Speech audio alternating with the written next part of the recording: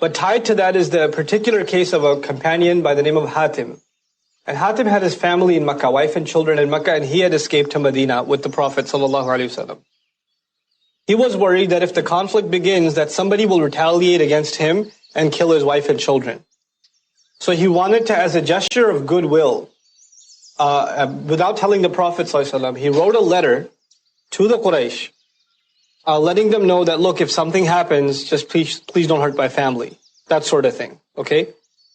But that letter, though he meant it kind of, as an innocent gesture to try to protect his family, was going to give away the fact that the Muslims are making a move on Makkah, which is a military decision, it's a strategic decision, even though it's Hajj, they don't know the plan of the Muslims, and you don't want to give them time to be ready for the plan of the Muslims.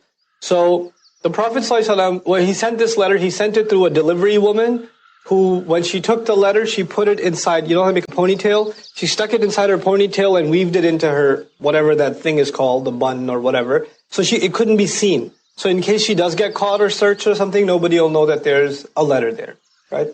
The Prophet ﷺ receives revelation that such a dangerous letter has actually left Medina and is on its way to Makkah. So he tells Ali radiallahu anhu and another one of Ali's associates radiallahu anhu, that there's a location over there, you're going to find a woman, that woman has a letter, I want that letter returned.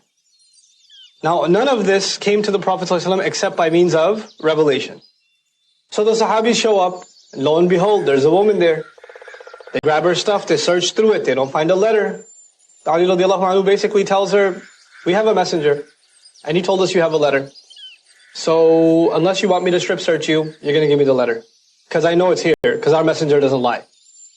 So she says, okay, chill out. And she gives him the letter. The Rasul brings the letter back. Now it's found that this is a letter written by Hatim. He's called to account. Umar radiallahu anhu has a very wise suggestion. If you want, off with his head. Rasul says, no, he's from the people of Medina. And because he had family relations in Medina too, and their previous and former and previous sins are forgiven. So he lets it slide. This is the subject matter that's being discussed with in the beginning of Surah Al-Mumtahinah. And related to that is another matter. Hudaybiyah has already been signed. And when Hudaybiyah has been signed, you guys know that if somebody from the Muslims defects and becomes a kafir and runs off to Makkah, he doesn't have to be returned. But if somebody leaves Medina, or somebody leaves Makkah, escapes from Makkah and comes to Medina, he has to be returned. So these two subjects of the exchange between Makkah and Medina are dealt with in Surah Al-Mumtahinah. Okay? Mumtahinah, of course, is an ism fa'il. Imtahana yamtahinu imtihanan fahuwa mumtahinun. The feminine form, mumtahinatun. Mumtahinatun. Surah Al-Mumtahinah. Okay? What family is that? I did all the work for you.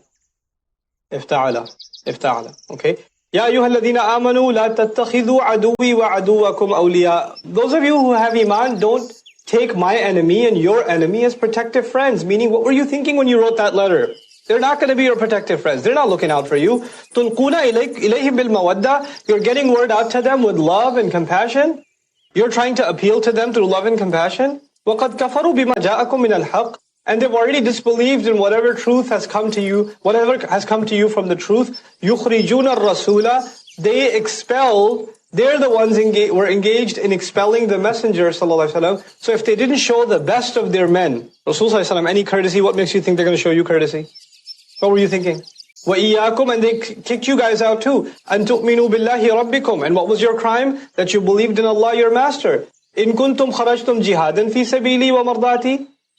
And if you were to come out in the struggle as part of the struggle in my path, jihadan fi sabili, in order to do jihad in my path, وَابْتِغَاءَ مَرْضَاتِي. And if you were to come out pursuing my pleasure, meaning if you did come out against them, you marched forward, تُسِرُّونَ إِلَيْهِمْ بِالْمَوَدَّةِ. You're secretly getting things across to them with a feeling of mutually shared love.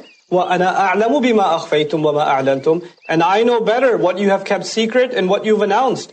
وَمَنْ يَفْعَلْهُ مِنْكُمْ. And whoever has done this among you, فَقَدْ ضَلَّ سَوَاءَ السَّبِيلِ. Then he has been confused from the right course of action. He's misled and he's lost. From the even path means he's way off the right course of action. He did something grossly wrong.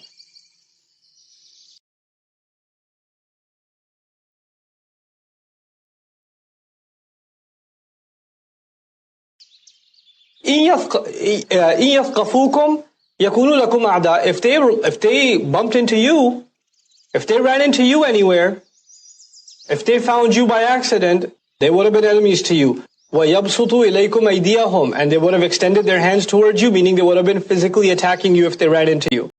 وَأَلْسِنَتَهُمْ. And they would have cursed you or tried to confuse you about your religion. بِسُّوء. They would have extended their tongues to you with evil intent, means they would have spoken to you about why you should leave Islam. وَوَدُّوا لَوْ تَكْفُرُونَ. And they have lots of loving hope that you would hopefully, if only you could disbelieve.